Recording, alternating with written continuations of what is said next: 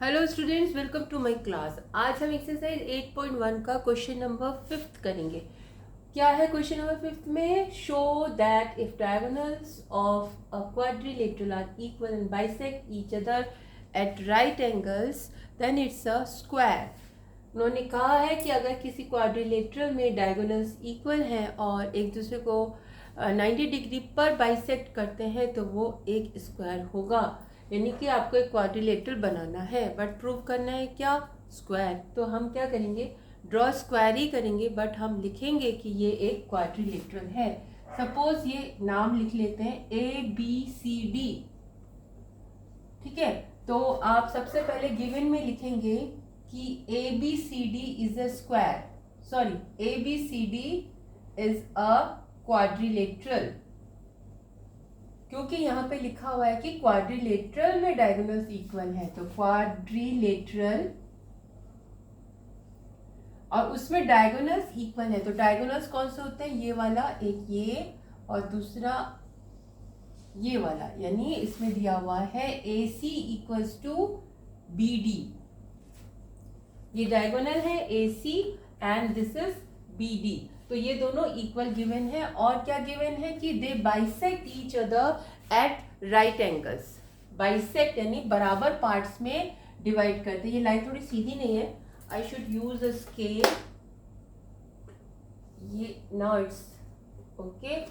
तो यहाँ पर मान लीजिए O पर ये इंटरसेक्ट करती है दोनों लाइंस। तो उन्होंने कहा है जो डायगोनल्स हैं दे बाइसेक्ट ईच अदर।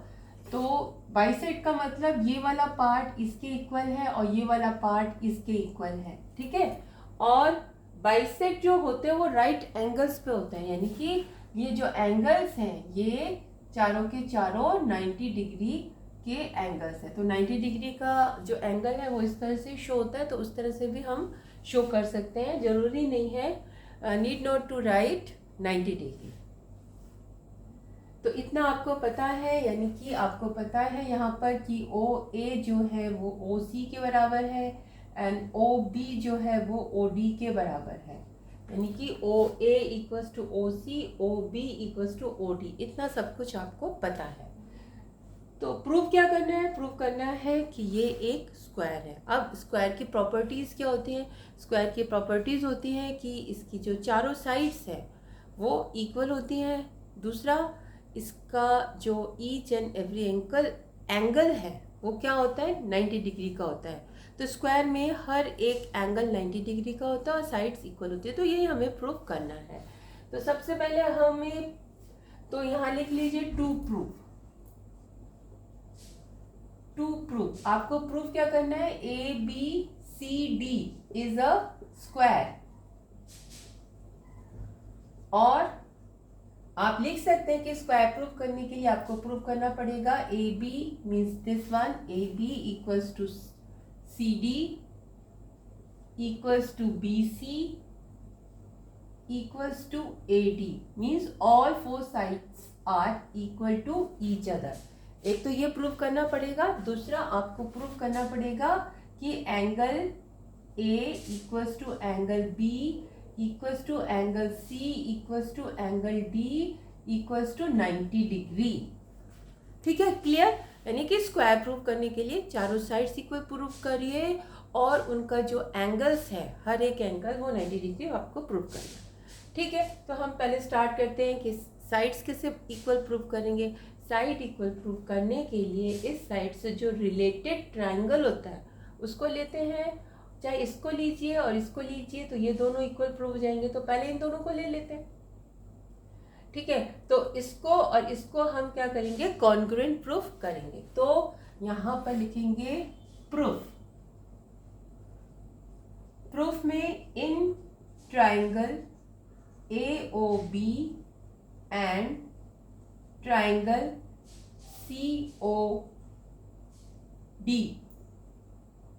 COD ले लेती हूँ मैं। बिल्कुल ऐसे ही क्वेश्चन हम कर चुके हैं, इससे पहले वाला भी ऐसे ही था, तो आपको आ रहा होगा। तो इन दोनों ट्रायंगल में means this triangle and this triangle क्या क्या इक्वल आपको पता है? आपको पता है ये वाला साइड इस साइड के इक्वल है। यानी कि O A equals to O C, this one O A equals to O C कैसे पता है, गिवन, ठीक है। और फिर इसी ट्रायंगल का जो ये वाला साइड है और इस ट्रायंगल का जो ये वाला साइड है ये भी आपस में इक्वल है, यानी कि O B equals to O D. क्यों, क्योंकि ये भी गिवन है, गिवन है ना, ये ना यहाँ पे लिखा हुआ था कि ये बाइसेक्ट करते हैं, तो ये गिवन हो गया, दो साइड्स इक्वल हो गए। और बीच का एंगल ये वाला 90 है, ये भी 90 है, angle A O B equals to angle C O D, means A O B यानी ये वाला एंगल, सी ओ डी यानी ये वाला एंगल, दोनों ही 90 डिग्री है। ऐसा कैसे आपको पता है, गिवन है।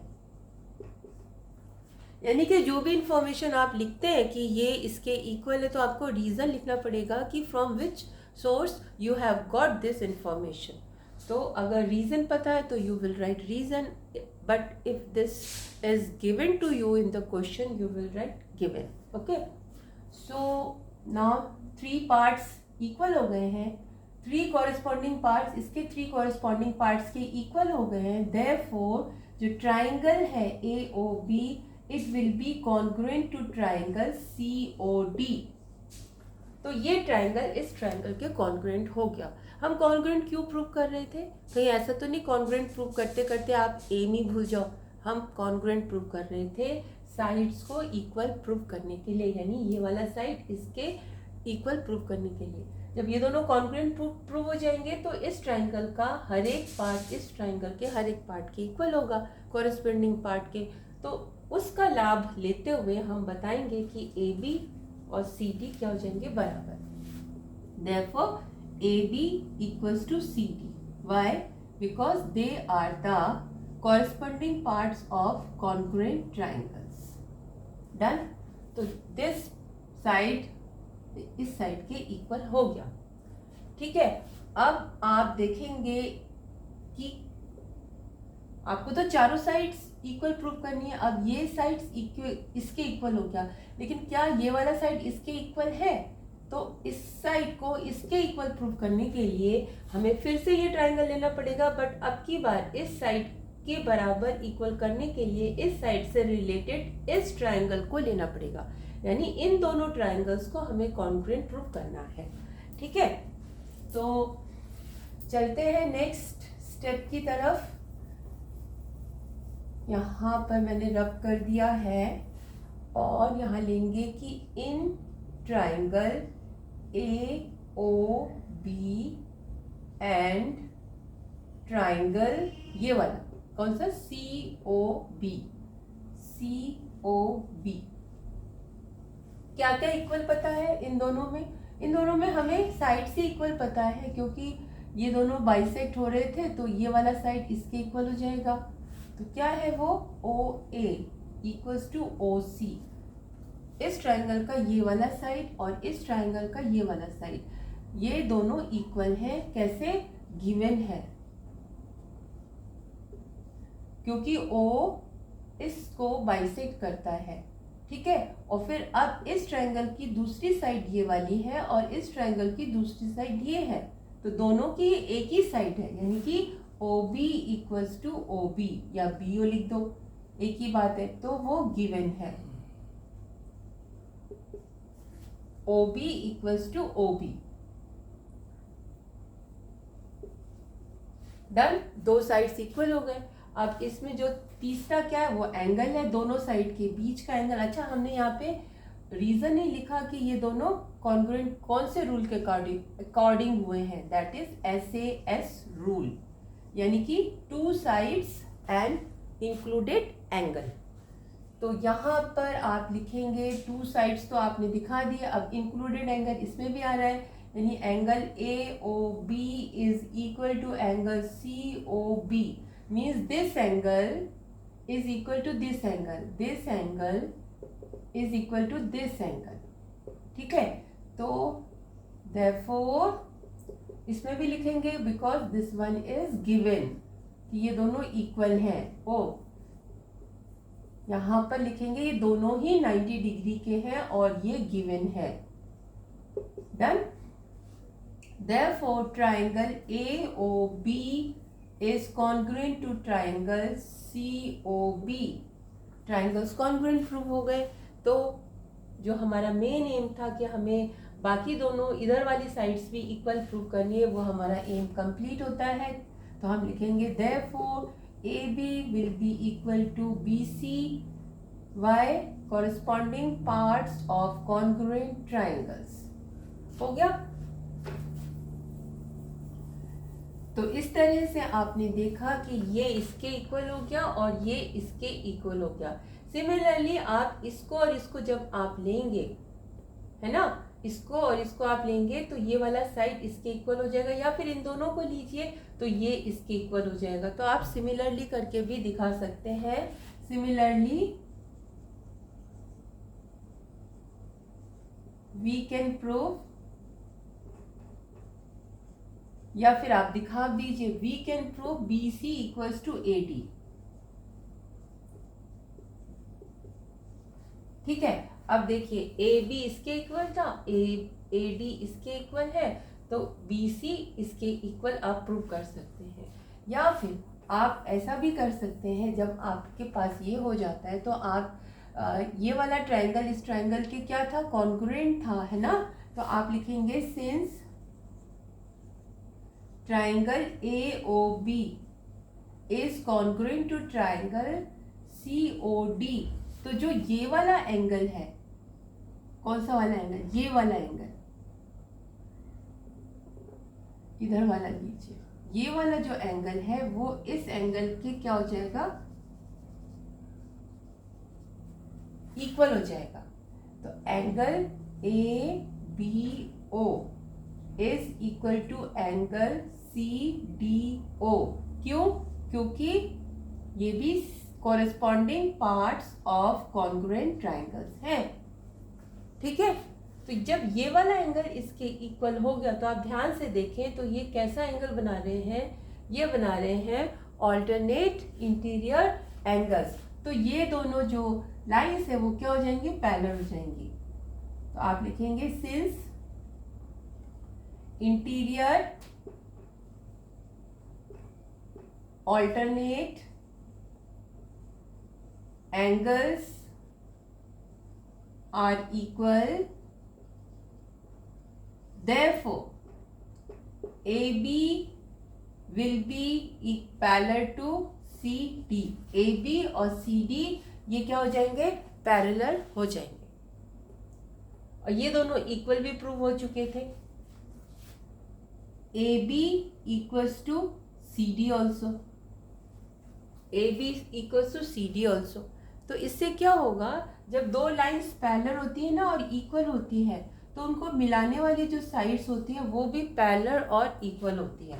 तो आप लिखेंगे therefore ABCD is a parallelogram। Parallelogram. अब आप सोच रहे होंगे कि यहाँ पैरेललोग्राम प्रूव करने की क्या जरूरत हो गई। पैरेललोग्राम प्रूव करने से ये होगा कि आप जो भी एक चीज़ प्रूव करेंगे तो पैरेललोग्राम की प्रॉपर्टीज़ को यूज़ करते हुए आप बाकी चीज़ें प्रूव कर सकते हैं। मान लीजिए ये अगर 90 आ गया, ठीक है, तो आप बताएंगे कि ये भी 90 है। क्यों? क्योंकि opposite angles of a parallelogram 90 होता है, इक्वल होता है। Opposite angles of a parallelogram are equal, therefore if it is 90 this will also be 90। अगर ये 90 है तो this will also be 90। why? Because these are the opposite angles of a parallelogram and opposite angles of a parallelogram are equal। तो उससे ये फायदा होता है। ठीक है, तो हमने लिख दिया ABCD is a parallelogram और हमारी all sides equal तो प्रूव हो ही गई। AB equals to पैरेललोग्राम हो गया, ठीक है, और AB इक्वल्स टू CD हो गया, और AB किसके इक्वल हो गया था, BC के। AB इसके इक्वल हो गया था और AB हमने BC के इक्वल भी प्रूव कर दिया था। और क्योंकि ये एक पैरेललोग्राम है तो BC और अपने आप ही AD के इक्वल हो जाएगा, देयरफॉर करके आप लिख देंगे AD। तो पैरेललोग्राम प्रूव करने का फायदा हुआ ना। ये आपने इसको इसके इक्वल प्रूव किया, आपने इसको इसके इक्वल प्रूव किया, और ये अपने आप ही इसके इक्वल प्रूव हो गया, क्योंकि ये एक क्या है, पैरेललोग्राम है। चलिए ये हो गया। अब उसके बाद आपको क्या प्रूव करना है कि इसके ईच एंगल जो है वो 90 डिग्री के हैं। तो कैसे प्रूव करेंगे, ये भी मैंने आपको हिंट दी हुई है कि जब भी 90 डिग्री प्रूव करना होता है तो हम ऐसे दो एंगल्स का पेयर चूज करते हैं जिनका सम 180 होता है। और एक पैरेललोग्राम में जो एंगल्स होते हैं, ये वाला एंगल और ये वाला एंगल, उसका सम क्या होता है, 180 होता है। कैसे होते हैं वो एंगल होते हैं angles on the same side of transversal line. तो जैसे कि आपने लिया ए डी और ये लिया बी सी, ये दोनों पैरेलल है, ठीक है, क्योंकि पैरेललोग्राम हम प्रूव कर चुके हैं, तो ये दोनों पैरेलल है। और सी डी क्या है, ट्रांसवर्सल है। तो इधर वाला एंगल और इधर वाला एंगल दोनों ही ट्रांसवर्सल लाइन के सेम साइड में है। तो ये दोनों एंगल्स क्या होंगे, ये दोनों एंगल्स होंगे 180 के, मीन्स इनका सम 180 का होगा। तो 180 तो आपको पता है, बट इसको 90 करने के लिए आपको ये वाला एंगल और ये वाला एंगल इक्वल प्रूफ करना पड़ेगा। अब इक्वल प्रूफ करने के लिए इस 90 डिग्री वाले का जो ट्राइंगल है वो हो जाएगा ADC, और इस 90 डिग्री वाले का ट्राइंगल हो जाएगा BCD। तो अब हम इन दोनों ट्राइंगल्स को, यानी एक ऐसा ट्राइंगल है और एक ऐसा ट्राइंगल है, इन दोनों को कॉन्ग्रुएंट प्रूफ करेंगे। होप आपको समझ में आ रहा होगा। मैंने थोड़ी सी स्पीड इसलिए कम कर दी है ताकि आपको प्रॉब्लम ना आए। तो यहां से आप लेंगे कि in triangle ABC and triangle BCD, ठीक है, AD equals to BC, AD और BC इक्वल है। क्यों, प्रूव्ड लिख दीजिए या opposite sides of a parallelogram, क्योंकि ये पैरेललोग्राम प्रूव हो चुका है तो ये भी लिख सकते हैं, ठीक है। और क्या प्रूव है, और क्या पता है, CD, ये CD इसमें भी है और ये CD इसमें भी है, तो आप लिखेंगे CD equals to CD common, ये कॉमन साइड है, कॉमन है, ठीक है। अब ये हो गए दो साइड्स हो गई, और तीसरी साइड क्या लेंगे, जो ADC का जो ये वाला साइड है, यानी AC जो डायगोनल है, वो इस साइड के यानी BD, ये भी एक डायगोनल है, इसके इक्वल होगा। क्यों, क्योंकि तो गिवन है कि डायगोनल्स इक्वल है। तो आप लिखेंगे AC इक्वल्स टू BD, क्यों, given. Therefore, triangle ADC will be congruent to triangle BCD। तो कॉन्ग्रुएंट करते करते भूल मत जाना कि हम कॉन्ग्रुएंट क्यों प्रूव कर रहे थे। ध्यान रखना है ना कि हम किस एम के साथ कर रहे थे। तो हम इस एम के साथ कर रहे थे कि ताकि हम इन दोनों एंगल्स को इक्वल शो कर सकें। तो therefore angle D is equal to angle C, क्यों, congruent parts of congruent triangles. Done. Now BC is parallel to AD and CD is transversal, transversal, यही जो अभी मैंने समझाया था। AD is parallel to CBC and this one is transversal, therefore angle D plus angle C is equal to 180. Reason, angles on the same side of transversal,